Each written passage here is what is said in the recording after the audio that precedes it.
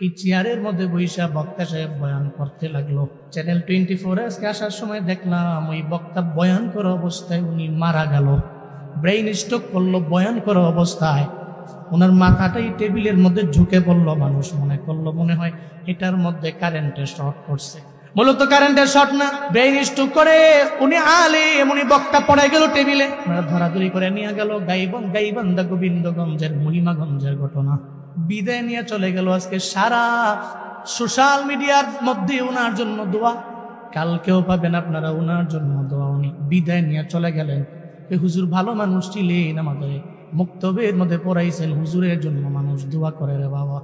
উনি জানতো ওরা বয়ানে ওনার মরণ, ব্রেইন স্ট্রোক করে উনি মারা যাবেন, জানে না কোন জায়গায় হবে আবার মরণ। আমি জানি না, আপনি জানেন না, কেউ জানে না, আপনার মা বাবা জানে না। মনে রাখবেন, যেহেতু মরণের কোনো গ্যারান্টি নাই, তাহলে এখন থেকেই চলবে আমার নামাজ।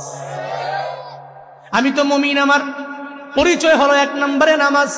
কোন জায়গায় যেহেতু মরবো আমার জানা নাই, তাহলে আমার এখনই মসজিদের মধ্যে দৌড়ায় যাওয়া লাগবে। এই নামাজের মাধ্যমে আমি এই জন্য বলি, নামাজ পড়েন, আমি গুনাহ করেন এরপরেও নামাজ পড়েন, আপনি কবিরা গুনাহ করেন এরপরেও নামাজ পড়েন, আপনি সগীরা গুনাহ করেন এরপরেও নামাজ পড়েন, আপনি অন্যায় করেন নামাজ পড়েন, আপনি যতই অপরাধের মধ্যে নিজের নিযুক্ত বানায় অপরাধী বানান, এরপরও আপনি নামাজের লাইনে আগায়া যান। সাবধান, নামাজ থেকে দূরে যাইয়েন না। 1 মাস নামাজ পড়বেন, 1 বছর পড়বেন, 2 বছর পড়বেন, একদিন নামাজ বলবে এই তুই মিথ্যা বলতে পারো না, এই তুই ওয়াদা করে খেলাফ করতে পারো না, তুই আমানতের খেয়ানত করতে পারো না, তুই তো আমারে পড়ো মসজিদের মধ্যে যাইয়া।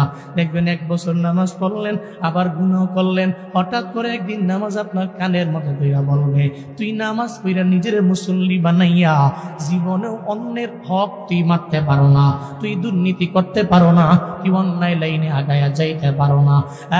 এই কথা নামাজ আপনারা বইলা দুর্নীতি আর খারাপ কাজ থেকে আপনারা দূরে সরায় নিয়ে যাবে।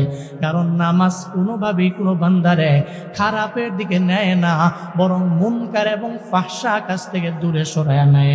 জুনায়েদ আল হাবিব বলে না, চিল্লা বলেন ঘোষণা কা।